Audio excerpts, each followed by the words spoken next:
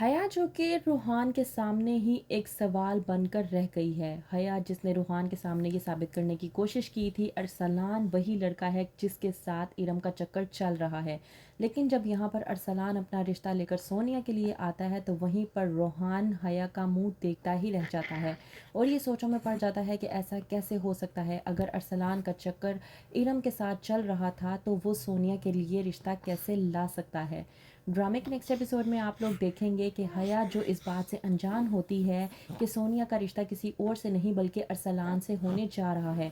حیا جاتی ہے مبارک مستور کے پاس یہ بات جاننے کے لیے کہ آخرکار وہ کون لوگ ہیں جو سونیا کا رشتہ لے کر آ رہے ہیں۔ اس بات پر مبارک مستور جب کہتی ہے حیا سے کہ وہ ہارون کے جاننے والے ہیں، ہارون کے دوست عمران کا چھوٹا بھائی ہے، عمران جو USA میں ہارون کے ساتھ ہوتا تھا۔ حیا جو کہ اس بات کو جان کر تھوڑا سا خوش ہو جاتی ہے کہ چلو کوئی ایسے لوگ ہیں جن سے وہ ناواقف ہے، لیکن جب ہوتا ہے حیا کا ارسلان سے سامنا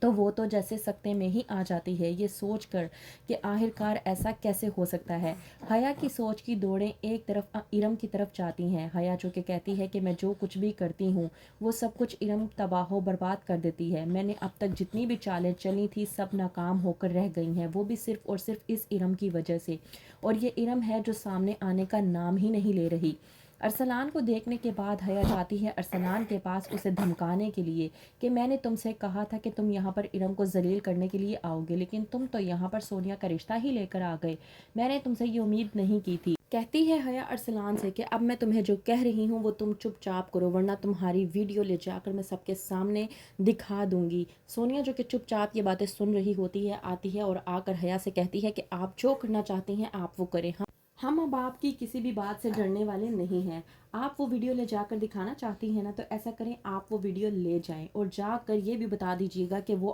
ویڈیو آپ نے ارم آپی کے خلاف کیوں استعمال کی تھی اور کیوں آپ نے ارم آپی کو ان سب کے بیچ میں ذلیل و خوار کرنے کی کوشش کی تھی۔ حیا جو کہ بے بس ہو کر رہ جاتی ہے اور چپ چاپ اندر چلی جاتی ہے۔ وہیں پر حیا جو کہ سونیا کو ڈرانے کے لیے آتی ہے اور سونیا نہیں ڈرتی تو اس بات پر سونیا حیا کو کڑارا جواب دیتی ہے اور کہتی ہے کہ اب آپ کو اتنی محنت کرنے کی ضرورت نہیں ہے کیونکہ اپنے حصے کا ڈر میں سہ چکی ہوں، اب میں آپ سے ڈرنے والی نہیں ہوں۔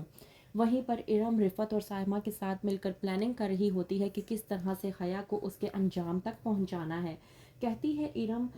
کہ حیا نے اب تک جو کچھ بھی کیا ہے اس کے خلاف ہمارے پاس کوئی بھی ثبوت نہیں ہے اور یہی ایک وجہ ہے کہ وہ سب کے سامنے معصوم بنی پھرتی ہے اور سب کو یہ دکھاتی پھرتی ہے کہ اس سے زیادہ اچھا کوئی انسان ہے ہی نہیں۔ سائمہ ارم سے کہتی ہے کہ یہی بات تو ہے کہ اس نے ہم سب سے پہلے دوستیاں کی اور انہی دوستیوں کے ناجائز فائدے اٹھائے اور ہم لوگوں سے دوستیوں کے چکر میں ہم لوگوں کو ہی آپس میں جدا کر کے رکھ دیا۔